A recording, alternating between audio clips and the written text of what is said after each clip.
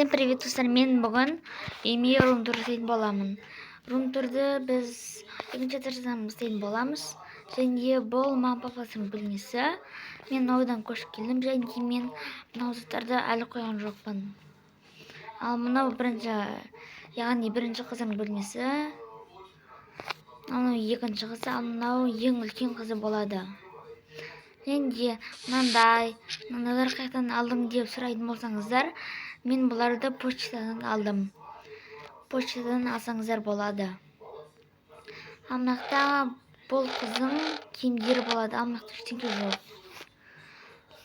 Мінекей заттар көрініп тұрған шығар сіздерге.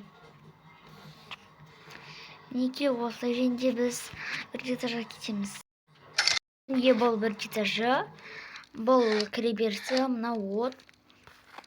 Және мынау осындай жері. Ал мынау үйге қонақтар келсе, соқта отырып әңгіме айтатын жері. Мінекей көріп тұрғандарыңыздай.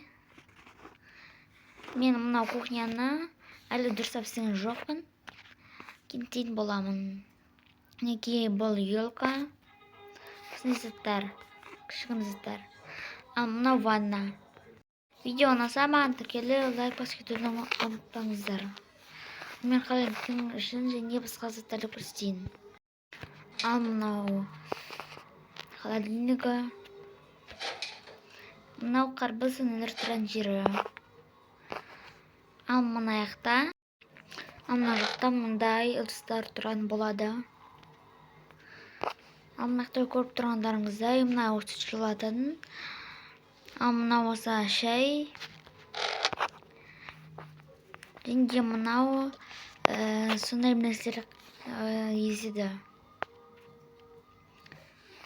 Мінекей үйме рум-тур бітті.